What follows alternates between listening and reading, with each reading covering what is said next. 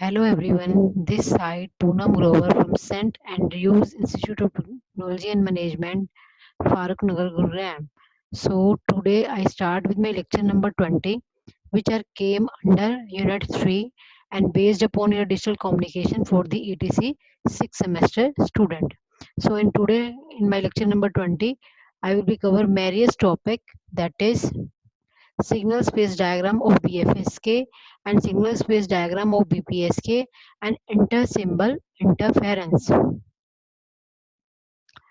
So, as we very well known about your Gram-Schmidt orthogonalization function, according to this function, so we firstly explain here BFSK transmitter and its signal space diagram. So, by these you can draw the diagram for by the use of Gram-Schmidt orthogonalization function. You can easily draw the space diagram for your QPSK, QAM, either BPSK, BFSK, and so on. So, firstly, I coordinate with the signal space diagram of your BFSK signal. So, अगर आपको BFSK का BFSK का BFSK stand for binary phase shift king. So according to binary phase shift king, we can in my upcoming slides we also share some I also share the BFSK transmitter block diagram. So by the use of with the help of these diagram plus your Gram-Schmidt orthogonalization function, we can easily draw the signal space diagram for an uh, for an BFSK transmitter, or you can say constellation diagram for an BFSK transmitter. So signal space diagram and the constellation diagram both are the same thing. So today start with my lecture as per the that topic will explain your BFSK transmitter and its signal space diagram. So as per the Gram-Schmidt orthogonalization function, the message signal coordinated as, अगर आपको ग्राम Schmidt orthogonalisation function आपने अच्छे से पढ़ा था, मैंने पहले अपनी वीडियोस में कवर करवाया है, तो उस फंक्शन के अकॉर्डिंग उसकी कुछ प्रॉपर्टीज को हम इसके अंदर यूज करेंगे. सो हमें पता है कि एज पर the Gram Schmidt orthogonalisation function और मैसेज सिग्नल यानी कि जो मैसेज सिग्नल है that should be coordinated as x i j 0 to TB. उसकी कोई डिजायर्ड लिमिट ली गई है टीबी तक उस मैसेज सिग्नल की, इनटू में एक्स आई इंटू में फाइव जे टी इंटू में डी टी. इट मीन्स ये हमारा वैसा सिग्नल है respect to time plus your angle. ठीक है, तो जो आई है वो आपका क्या है, आई की लिमिट क्या होगी फ्रॉम 1 to M, जिसको हम बोलते हैं ट्रांसमिटेड सिग्नल. एंड जो जे है that is from 1 to N, that is called your basis signal. Clear. तो हम इस फॉर्मूले में आई और जे की वैल्यू पुट करवाएंगे. जब हम आई और जे की वैल्यू पुट करवाएंगे तो हमें मेनली 4 कोऑर्डिनेट मिलेंगे. क्लियर. सो आई और जे की वैल्यू या तो हम 1 और 2 पुट करवाएंगे 1/1. क्लियर है, for the first and second function के लिए. सो हमें 4 डिफरेंट वैल्यू मिलेगी. देखो, अगर आई और जे की आप 1 और 2 वैल्यू पुट करवाते हो, या तो आपको 1 1 होना चाहिए, या 1 2, या फिर 2 1, या फिर 2 2.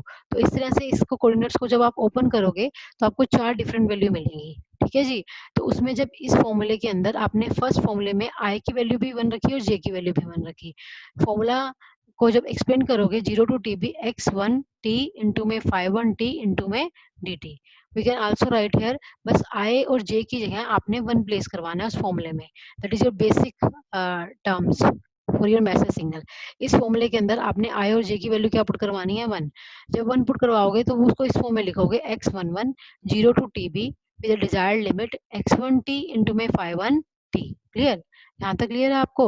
अब हमें ये भी पता है कि एज पर योर एनर्जी सिग्नल और energy message signal that should be express as, अगर x1t हमारा जो मैसेज सिग्नल है अगर उसको ओपन करके लिखें एज पर दी ऑर्थो नॉर्मल फंक्शन, तो आप कैसे लिखते हैं, दैट इज x1t की वैल्यू होती है √of EB 5 1t.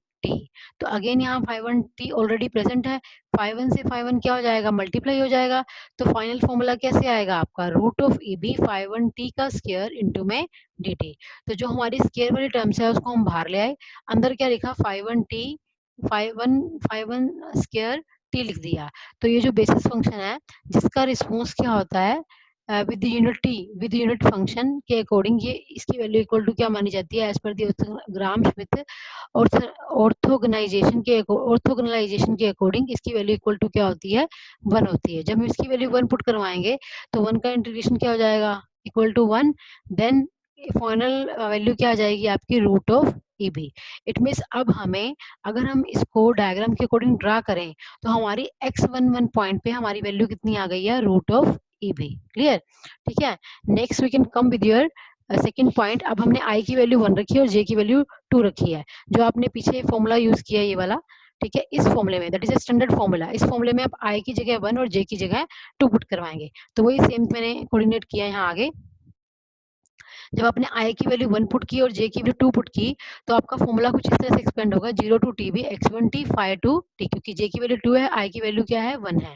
ठीक है, तो जब आप x1 की वैल्यू पुट करोगे, x1 वैल्यू क्या है रूट ऑफ ईबी इंटू में 5 तो रूट ऑफ ईबी जो है वो तो बाहर आ गया, 5 इंटू में क्या हो जाएगा 5 तो एज पर दी ऑर्थोगोनल फंक्शन अगर दो फेसेस हैं अगर उनको मल्टीप्लाई करें तो उनका मल्टीप्लीकेशन क्या आता है इक्वल टू 0 आता है। तो ये पूरे फंक्शन की वैल्यू क्या आ जाएगी 0 आ जाएगी। इट मीन x12 पे उस पॉइंट की वैल्यू क्या आ गई है ग्राफ के अंदर या फिर उस डायग्राम के अकॉर्डिंग आपकी वैल्यू x12 की क्या आई है 0 आई है।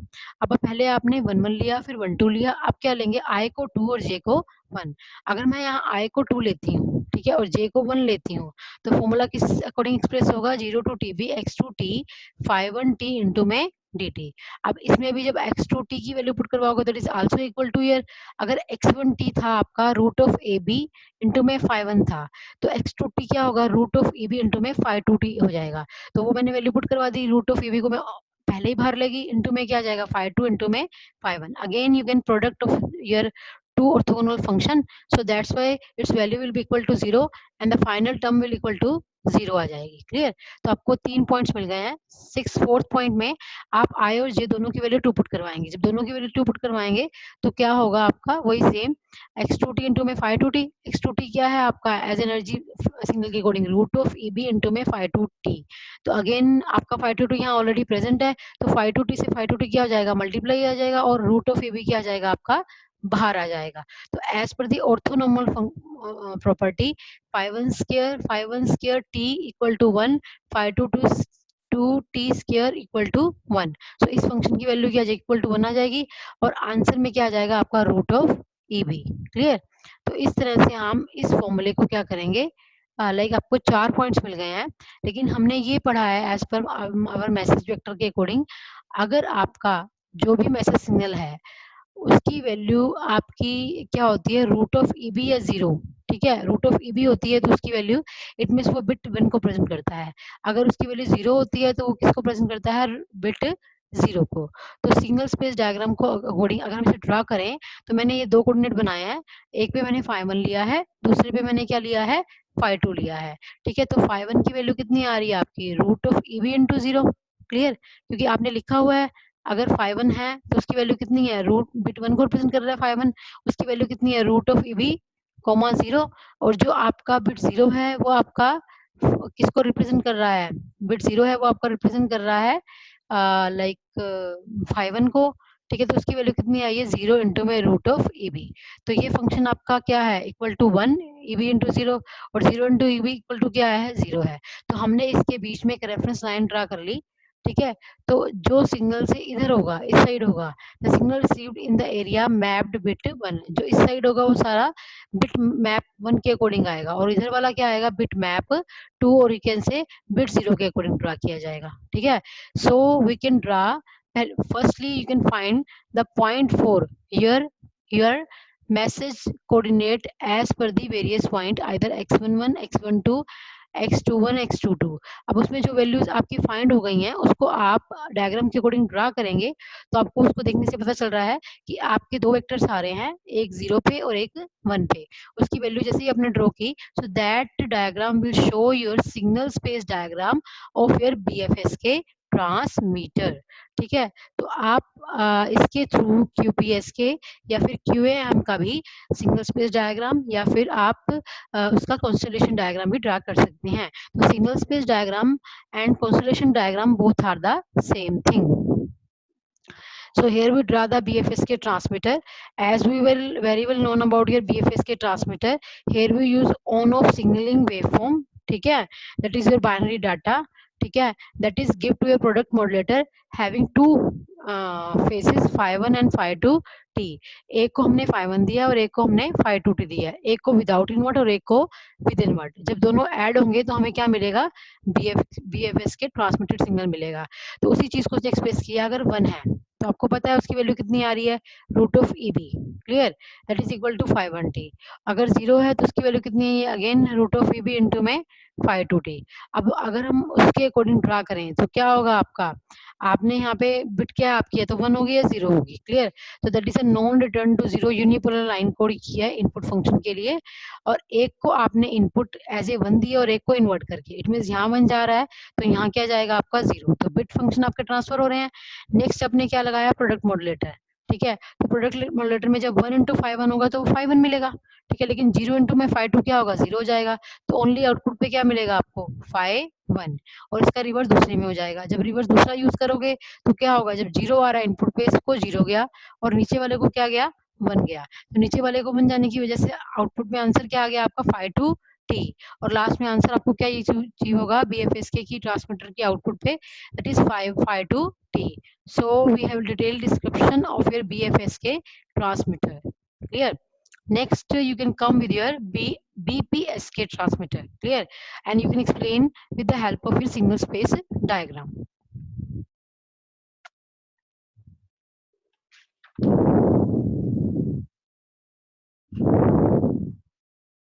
Sorry. Here we also start with your BPSK transmitter, in which your M, or you can say your signal should be transmitted, its value is equal to 2. ठीक है, again your x1t represent your 1 and x2t represent your 0. ठीक है, so message is in the form of 1 and 0. And you also know about your BPSK, your input signal is multiplied with your carrier signal. So carrier value CT is equal to a cos 2 pi fct plus में 5. So if the input bit is 1, अगर input bit 1 है तो 5 की value क्या होगी आपकी, 0 होगी. अगर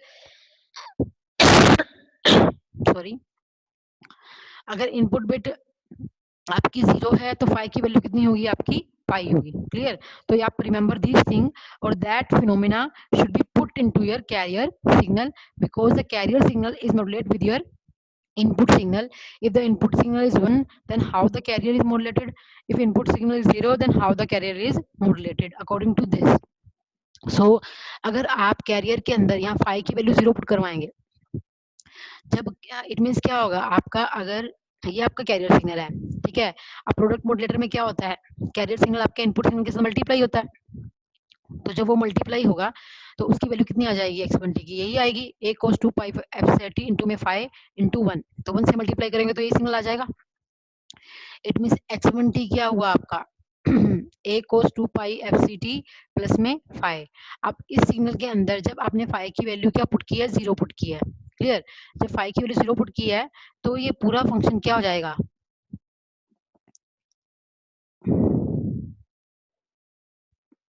it means a cos 2 pi fct. अब इस फंक्शन में आप 5 की वैल्यू 0 पुट करेंगे. अब अगला फंक्शन लिया तो उसमें आपने इन्वर्ट कर दिया, तो इन्वर्ट करने पर क्या हुआ, 5 की वैल्यू जो पाई पुट की है तो ये फंक्शन ऑटोमेटिकली क्या हो गया, नेगेटिव साइन में चला गया. तो ये फंक्शन आपका कौन सा बन जाएगा, दूसरा फंक्शन x2t. ठीक है, सो as we will very well known about the amplitude represent by energy पर बिट. ठीक है, तो हमें ये भी पता है कि हमारी जो एनर्जी होती है पर बिट के अकॉर्डिंग वो कितनी होती है, EB is equal to 0 to TB x1t into में dt एज पर your energy signal. Energy signal को आप इस तरह से रिप्रेजेंट करते हैं. ठीक है, अब x1t की वैल्यू आपने पहले निकाली है, वो कितनी निकाली है आपने इसके according, x1t is equal to a cos 2t fct plus में 5. क्लियर, तो मैंने वही वैल्यू यहाँ पे लिखी हुई है, दैट इज a x1t का स्क्वायर a का square cos square 2 pi fct into में dt हो जाएगी, और प्लस जो 5 0 आ रहा है वो आपका रिमूव हो जाएगा. क्लियर, आप इसको खोलिए, आप इस फंक्शन को खोलेंगे तो जो कांस्टेंट टर्म है वो बाहर आ जाएगी, अंदर क्या रह जाएगा, cos of 2 pi fct dt क्या होता है, अगर cos स्क्वायर 2 pi fct है तो उसको खोलेंगे 1 प्लस cos 2 थीटा बाय 2। तो ये फॉर्मूले में मैंने पुट किया तो ये वाला वैल्यू हमारी में क्या आ गया, कोऑर्डिनेट हो गया। अब इसको 0 से टीबी तक इंटीग्रेट कीजिए और इसकी लिमिट पुट कीजिए, तो आपका एक फंक्शन इक्वल टू टीबी आएगा और एक फंक्शन क्या हो जाएगा, 0 हो जाएगा। इट मीन्स ईबी जो एनर्जी सिग्नल है वो आपका क्या आ गया है, ए स्क्वायर टीवी बाय में 2। अगर इसको और ओपन करेंगे जहां से एम्पलीट्यूड की वैल्यू निकालनी है तो कुछ चीजें क्या हो जाएंगी आपकी रूट में कन्वर्ट हो जाएंगी। Clear? So now we now you substitute in above mentioned equation. तो हमने क्या किया, यहाँ से आपने किसकी वैल्यू निकाली है, ए की। क्लियर? और ए की वैल्यू आपने जहां आपने x1t माना है, that is your first equation और that is your second equation, यहाँ ए की वैल्यू जो आई है वो यहाँ पुट करवा दीजिए। जब यहाँ ए की वैल्यू पुट करवाएंगे तो ए की वैल्यू क्या आई है, same root of E B by T B cos 2 pi F C T into में डी टी, ये आपकी फर्स्ट इक्वेशन बन जाएगी। और एक्स टू टी में वो वैल्यू माइनस में आई है। क्लियर? क्योंकि प्लस क्या हो रहा था, 180 डिग्री हो रहा था, उसकी वजह से अगर 180 डिग्री क्या हो गया, इट मीन्स वो इन्वर्ट हो गया पूरा का पूरा फेस, तो वो माइनस की फॉर्म में रिप्रेजेंट हो गया। तो ये आपकी क्या बन जाएगी, फर्स्ट इक्वेशन, और सेकंड वाली क्या बन जाएगी आपकी, सेकंड इक्वेशन। अब हम क्या करेंगे, अब हम उसके कोऑर्डिनेट फाइंड करेंगे। जब कोऑर्डिनेट फाइंड हो जाएंगे तो उसको हम जब ग्राफ में ड्रॉ करेंगे तो that show your signal space diagram for your BFS के सिग्नल। तो मैंने क्या किया,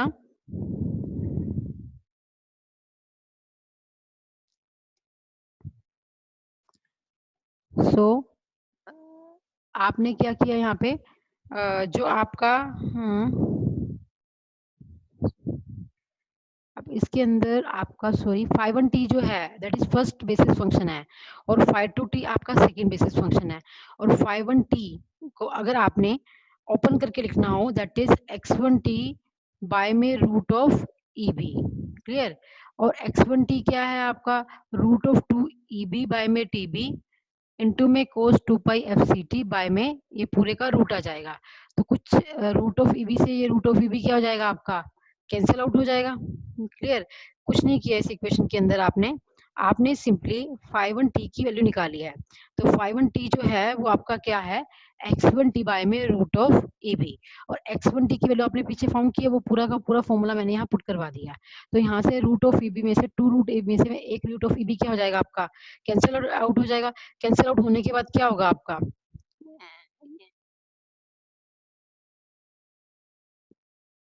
क्योंकि मैंने इसका एक फाइनल इक्वेशन में उसकी वैल्यू भी लिखी हुई है आपकी।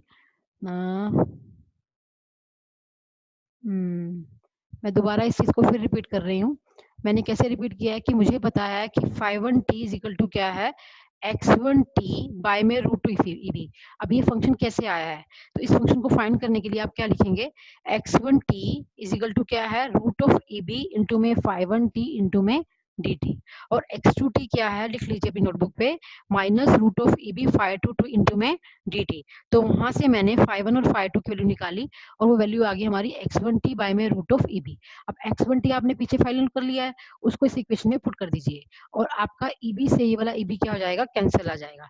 तो आपको इक्वेशन क्या मिलेगी फाइनल 5t की, that is root of 2 by में TB cos of 2 pi F C T into में dt।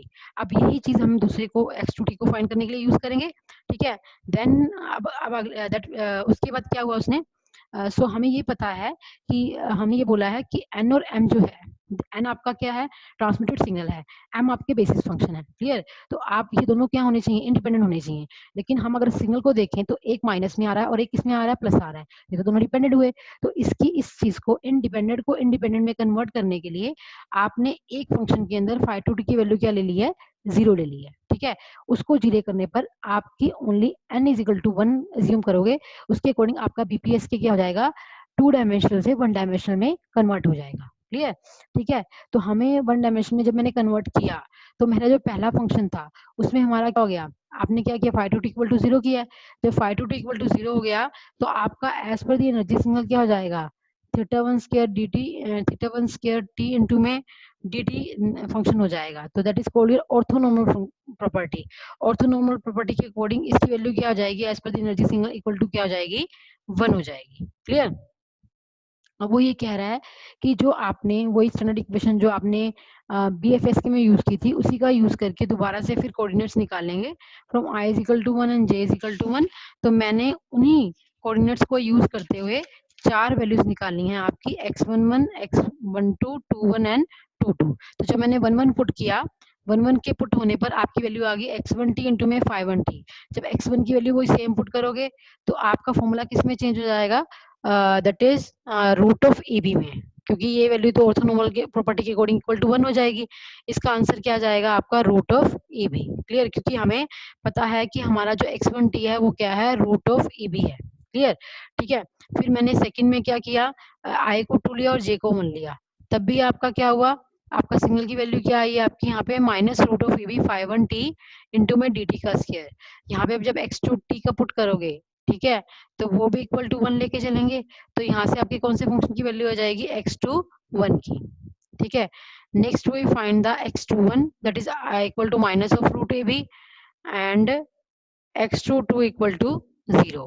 क्लियर, तो आपके इसमें से जो सेम फंक्शन है वो इक्वल टू बना रहे हैं, और जो डिफरेंट है वो आपकी कुछ ना कुछ वैल्यू को क्या कर रहे हैं, गेन कर रहे हैं। ठीक है, तो जब मैंने, जब उसने ये लिखा हुआ है, जब इन कोऑर्डिनेट्स जो मैंने कोऑर्डिनेट्स फाइंड किए हैं, उन कोऑर्डिनेट्स को जब आप किसी टेबल के अंदर लाइक ग्राफ के अंदर ड्रॉ करोगे, तो आपको क्या होगा, like as per the one dimensional theory, that is called your single space diagram, or you can say constellation diagram, or you can say scatter plot diagram। Clear, तो मैंने अब हमारे दो सिग्नल आए थे, एक रूट ऑफ ई बी आया था एज पर योर x1t, और x2t कितना आया आपका, minus of root E B. तो ये चीजें दो आपकी क्या हो गई हैं, जो इसको बिट 1 प्रेजेंट करता है और ये किसको प्रेजेंट करता है, बिट 0 को। So that shows your you can say single space diagram of your BPSK receiver, BPSK transmitter with one dimensional theory। Clear, फिर मैंने इसी का क्या बनाया आगे, ट्रांसमीटर बनाया है। ट्रांसमीटर में मैंने इनपुट पे पोलर लाइन कोडिंग दी है, वो पोलर लाइन कोडिंग के कोडिंग आपके दो सिग्नल जाएंगे इनपुट पे, या तो रूट ऑफ ई बी जाएगा या फिर minus root of E B जाएगा, और एक तरफ से उसका फेज जा रहा है। ठीक है, यहाँ पे हमारा मैसेज सिग्नल क्या हो जाएगा, लाइक ट्रांसमिट करने के लिए एलिजिबल हो जाएगा। तो हमने यहाँ पे क्या लिखा है कि अगर तो 1 है तो वो रूट ऑफ ई बी है, अगर वो 0 है तो क्या है, minus root of E B है। क्लियर, तो यही उसने इस फंक्शन को लाइक सिंगल स्पेस डायग्राम के अकॉर्डिंग शो भी किया हुआ है, that is single space diagram. Here we mention that is a threshold limit and that represent your logic 1 और that is represent your logic 0। ठीक है, तो अब हम नेक्स्ट टॉपिक पे आते हैं अपने, that is inter symbol interference। What do you mean by inter symbol interference? Whenever your channel is band limited, ठीक है, in that case you can pass the signal, ठीक है, you can pass the signal with a band limited channel। ठीक है, in that case your original you can say present wave will come effect with your neighbor wave, ठीक है, due to your band limited channel। So that's phenomena is called your inter symbol interference. तो उसको हम detail में study करेंगे। Actual में जो आपकी इंटर सिंबल इंटरफेरेंस होती है वो आपके बैंड लिमिटेड चैनल में आती है, इनकी जब आपकी बैंड की जो लिमिट है वो लिमिटेड है। ठीक है, तो उसको डील करने के लिए मैंने कुछ चीजें शो की है। यहाँ पे आपने बैंड लिमिटेड चैनल यूज किया है जिसकी फ्रिक्वेंसी क्या है, एफ है। इनपुट पे आप कोई भी रेक्टेंगुलर टाइप की इनपुट एंटर करवा रहे हैं और आपको आउटपुट पे साइन वेव मिल रहा है। उसको ये नहीं मतलब नहीं है कि अगर आप इनपुट साइन दे रहे हो, सॉरी स्केयर दे रहे हो, तो आपको आउटपुट पे साइन वेव मिली है। ओनली आपने आउटपुट पे जो एरर आया है that is called inter symbol interference, उस पे आपने टारगेट करना है कि वो क्या आया है। क्लियर, तो हम इनपुट पे क्या दे रहे हैं, कोई यूनिपोलर सिग्नल दे रहे हैं। If we want to sharp edge, it means हमें पता है हमें ये सिग्नल क्या मिलना चाहिए, विद शार्प एज के साथ मिलना चाहिए, विदाउट एनी नेबरिंग डिस्टर्बेंस। ठीक है, लेकिन क्या होता है कि जब हम देखिए मैंने ये इनपुट पे आपकी रेक्टेंगुलर वेव ड्रा कर रखी है और मैंने इसके ऊपर अपनी साइन वेव बना दी। क्लियर, इट मीन्स क्या हुआ कि whenever the input present with your high order harmonics, first is called your fundamental and other one is called your harmonics। it means whenever the input present with your high order harmonics, in that case we require a high bandwidth। ठीक है, तो that bandwidth is possible when your bandwidth limit is infinite, but that is possible only ideally case, but as per the practical the bandwidth is not infinite, because we can because on the other channel we can transmit other information। तो हम क्या करेंगे कि हमें पता है कि आपने जो बैंड लिमिटेड चैनल बनाया है उसकी बैंड लिमिट रेंज है 5.1 से लेकर 5.2 के बीच में। क्लियर, तो हम ये केस कंसिडर करके चलते हैं कि हमने बीपीएस के सॉरी इंटर सिंबल इंटरफेरेंस के अंदर आपने इनपुट पे बैंड लिमिटेड चैनल को एक स्केयर वेव दी और आपको आउटपुट पे क्या मिली है, एक साइन वेव मिली है, ठीक है। तो आपका सिग्नल कैसे आपका सिग्नल कैसे क्या हो रहा है, डिस्पर्स हो रहा है, ठीक है। तो उस डिस्पर्सिटी को शो करने के लिए आपने क्या किया है, आपको आपने इनपुट पे दी क्या थी, स्केयर वेव, और मिली क्या, साइन वेव। तो सम टाइम क्या होता है कि ये वाला, जैसे मान लो इस लाइन को मैं यहाँ ड्रा करने की बजाय थोड़ा सा आगे ड्रा कर रही हूँ, उसकी वजह से क्या होगा, ये पोर्शन जो है, सॉरी, ये पोर्शन जो है वो आपका क्या हो जाएगा, डिस्पर्स हो जाएगा। क्लियर।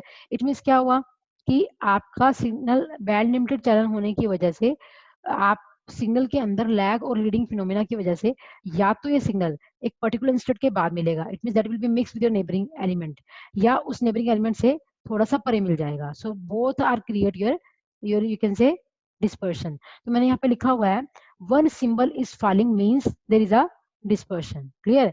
अगर मान लो आपको यानी कि one symbol like if you can say that energy get dispersed with the neighboring symbol, that is called here inter symbol interference.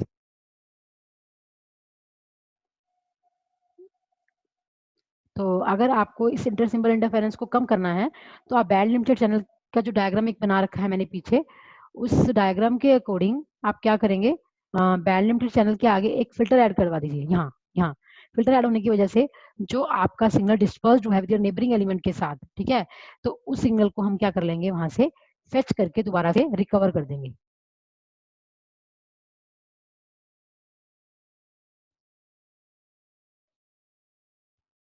तो ये कैसे करेंगे, I see your waveform one more, here we can add the LPF filter.